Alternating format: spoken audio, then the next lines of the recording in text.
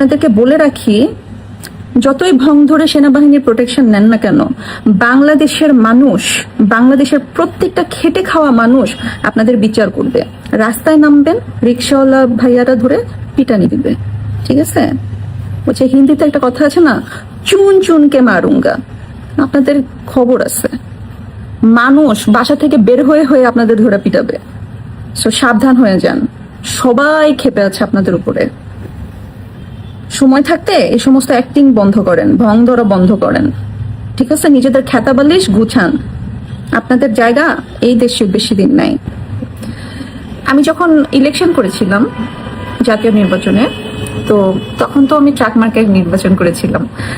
তো সেই সময় ক্যাম্পেইন করার সময় খুব ছোট্ট কিন্তু ভীষণ আবেগঘন একটা সিচুয়েশন আমি ফেস করেছি। সেটা হচ্ছে যে প্রত্যেকটা এলাকায় এরকম গুচ্ছ গ্রাম আছে, কিন্তু আপনারা জানেন যে এক জায়গায় একই রকমের বেশ অনেকগুলো বাড়ি আছে, যেগুলোকে আমরা গুচ্ছ গ্রাম বলি।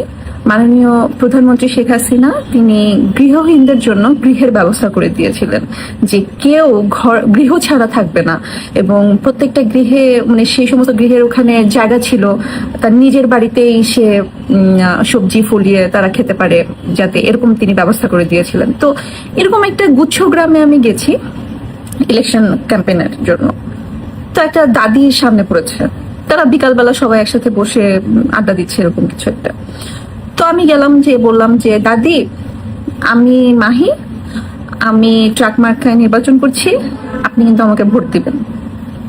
দাদি আমার মাথায় হাত টাত বুলিয়ে তার ঘর থেকে শরবত বানিয়ে নিয়ে এসে আমাকে খাওয়ালেন, আমার মাথায় হাত বুলিয়ে দিলেন, ভীষণ মমতা নিয়ে আমাকে বললেন যে মা তোমার মার্কা কি? তা আমি বললাম যে আমার মার্কা ট্রাক। তিনি হেসে আমাকে বললেন যে মা, এই যে ঘরটা দেখো, এই ঘরটা হাসিনা আমাকে দিছে। তো আমি সেই হাসিনারে রাইখা আমি কি অন্য কাউকে ভোট দিতে পারি? আমি হাসিনাকে ছাড়া অন্য কাউকে ভোট দিতে পারবো না মা, কিন্তু তোমার জন্য অনেক দোয়া। তো ওই সময় না আমি লিটারেলি আমি চুপ হয়ে গেছিলাম, যে চুপ হয়ে গেছি। এবং আমার ভীষণ ভালো লেগেছিল যে এই মানুষগুলোর অন্তরে কিভাবে শেখ হাসিনা বসবাস করে, কিভাবে বঙ্গবন্ধু বসবাস করে। যত মানে মমতা নিয়ে তিনি শেখ হাসিনা বলছে যে হাসিনা আমার এই ঘর দিছে, আমাকে থাকার জায়গা দিছে, আমার খাওয়ার জন্য এই যে সবজিগুলো আমি ফলাই, এই জায়গা সে দিছে, আমি তারে রেখা কারে ভোট দিব। এই কথাটা শোনার পরে আমার মনে হয়েছে যে আমি বলছি যে দাদি, আপনি উনাকেই ভোট দিবেন, অবশ্যই আপনি উনাকেই ভোট দিবেন, এবং আপনি দেখবেন যে আপনার আশেপাশে যারা আছে সবাই যাতে উনাকে ভোটটা দেয়। এরকম ভাবেই না বাংলাদেশের প্রত্যেকটা ঘরে ঘরে শেখ হাসিনার বসবাস করে, বঙ্গবন্ধু বসবাস করে, শেখ হাসিনার আদর্শ মমতা বসবাস করে। এই যে আপনারা যারা গুপ্ত আছেন না, এই গুপ্তগুলার বাসায় যারা মা বোনরা আছে, বয়স্ক যারা আছে, সবাই যে মনের অজান্তে বলে না যে আগেই ভালো ছিলাম, আগে দেশটা নিরাপদ ছিল, তো তারা নিজেরাও জানে না যে তারা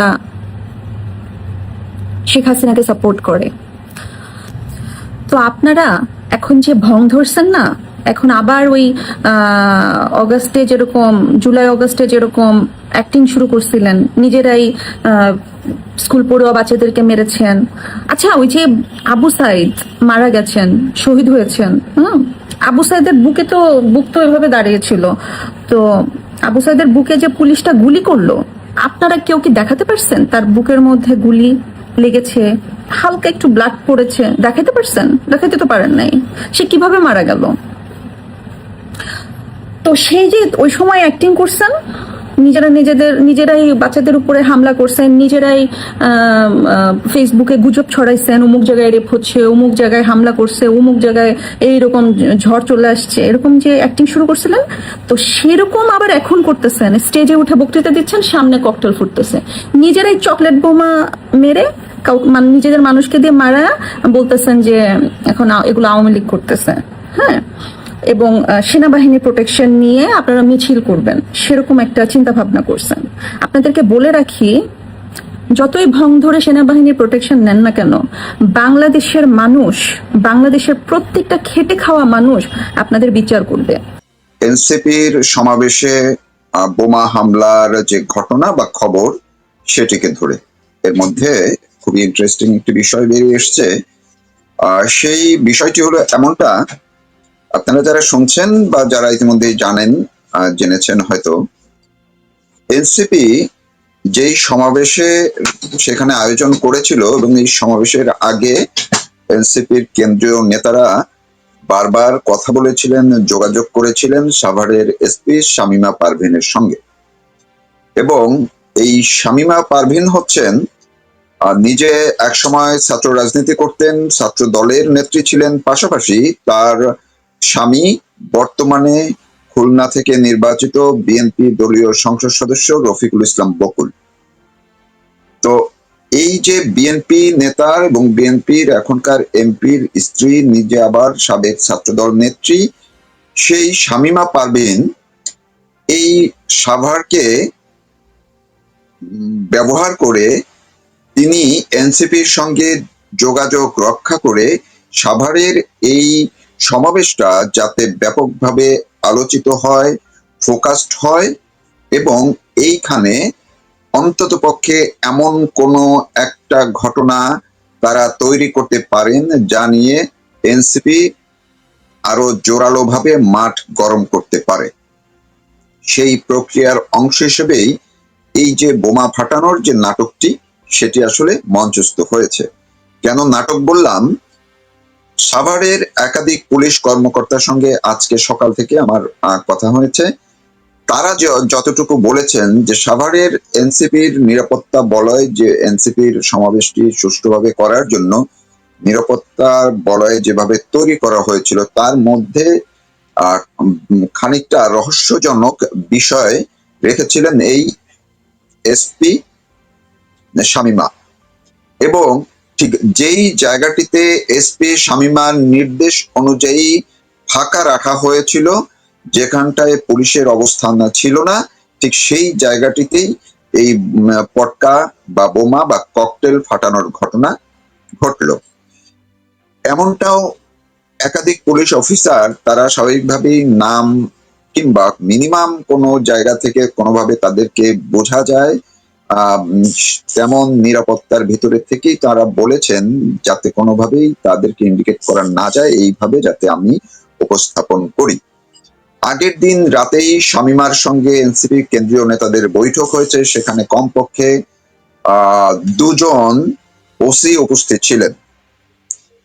সেই ওসিদের মাধ্যমেই এই এনসিপির যে নাটকটি সেটি ঘটানোর একটা ছক তৈরি করা হয়েছিল এবং পরিকল্পনাটা এমন ছিল যে অন্তত পক্ষে একটি বা দুটি যাতে লাশ সেখানে পড়ে। কিন্তু বলতেই হয় যে এনসিপির দুর্ভাগ্য কিংবা এসপি শামীমার দুর্ভাগ্য যে তেমনটি ঘটল না, মাত্র 3জন আহত হয়েছে এবং তাদেরকে এনাম মেডিকেলে ভর্তি করা নিয়ে যাওয়া হয়েছে এবং তারা আবার সবাই ওই এনাম মেডিকেলেরই একজন স্টাফ, একজন শিক্ষার্থী, 2জন শিক্ষার্থী, এমনটাই। তো এই জায়গাটিতে আমি আরেকটি বিষয় একটু লিঙ্ক করি। দেখেন যে এই এনসিপির সমাবেশটিকে একটি মিশন হিসাবে নিয়ে শামীমা পারভীন একদিকে এনসিপির ফোকাস সারা দেশে যাতে এনসিপির পরবর্তী আয়োজনগুলো, কর্মসূচিগুলো, পদযাত্রাগুলো যাতে খুব মার কাট কাট একটা অবস্থার মধ্যে হয়, আওয়ামী লীগকে আবার একটা চাপে ফেলতে হয়, এইটা যেমন তারা করার একটা চক্রান্ত করা হয়েছিল। পাশাপাশি শামীমা পারভীন নিজেকেও এসপি হিসেবে তিনি দায়িত্ব নিয়েছেন সবেমাত্র, তিনি যাতে সারা দেশে আলোচনায় আসেন, সরকারের মধ্যে তার যাতে আবার দাপট বেড়ে যায়। কারণ আমরা এর আগেও দেখেছি এমন কিছু ঘটনার মধ্য দিয়ে কোনো এসপি হঠাৎ করেই রাষ্ট্রীয় বা সরকারি খুব গুরুত্বপূর্ণ একটা আলোড়ন তৈরি করে ফেলেন এবং তাদের পরবর্তীতে প্রমোশন হয় সেইভাবে, তাদের দিকে সেইভাবেই সরকার খুব এক ধরনের খুশি হয়ে তাদেরকে নানান ধরনের পুরস্কার দিয়ে থাকে। সেই প্রক্রিয়াটি আসলে এক ধরনের ফসকে যাওয়ার আরেকটি প্রমাণ দিয়ে দিচ্ছে আপনাদেরকে। সেটা হচ্ছে আজকে এই শামীমা পারভীনের নির্দেশে যে যাদের 2জনকে গ্রেপ্তার করা হয়েছে, বলা হলো সেই 2জন আওয়ামী লীগের রাজনীতির সঙ্গে যুক্ত। তারা সাভারের সেখানকার ওই ইউনিয়ন পর্যায়ের এবং ইউনিয়ন পর্যায়ে আওয়ামী লীগ নেতা, যুবলীগ নেতা, এবং তারা কিন্তু পরিচিত। একজন হচ্ছেন আওয়ামী লীগের সেখানকার সাধারণ সম্পাদক। এখন ধরুন এই যে বললাম ফসকে গেল, কিংবা কিভাবে তাদের নাটকটা যে প্রকাশ পেয়ে গেল, যে আওয়ামী লীগের বা ছাত্রলীগের, যুবলীগের নেতা কর্মীদের কে ফাঁসানোর জন্য, ধরার জন্য, বা এই নাটকটি যাতে ভিন্ন খাতে নেওয়া যায় সেটার জন্য আপনাদের কারো, যারা আপনারা শুনছেন, কারো কাছে কি এইটা মিনিমাম কোনো বোধগম্য হয় কিনা যে আওয়ামী লীগের একজন সাধারণ সম্পাদক, তিনি ইউনিয়নের হোক, উপজেলার হোক, জেলার হোক, যে পর্যায়ে হন না কেন, তিনি মিনিমাম একটা পর্যায়ের তো পরিচিতি তার আছে, তার চেহারা সবাই চিনে, তাকে সবাই চিনেন।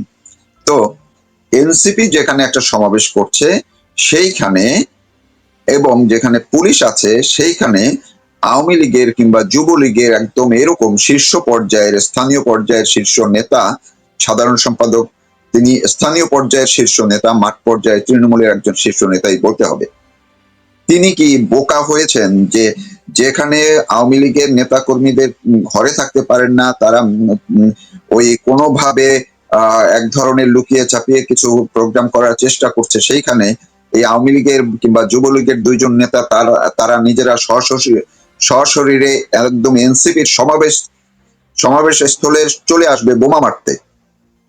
তো এই যে যুক্তিটা, এইটা আপনারা একটু শুনে দেখুন যে এই নাটকটা এনসিপির শামীমা পারভীন, তিনি যে শুধুমাত্র বিএনপি নেত্রী, বিএনপি নেতা, বিএনপি এমপির স্ত্রী সেটি না, তার রফিকুল ইসলাম বকুলের সহধর্মিণী সেটি না, তার আরেকটি জিনিস আপনারা একটু খেয়াল করবেন। আমি আপনাদেরকে অনুরোধ করব, যখন এই কথাগুলো শুনে বেরিয়ে যাবেন আপনারা, তখন একটু আমার এই পোস্টারটা একটু দেখবেন।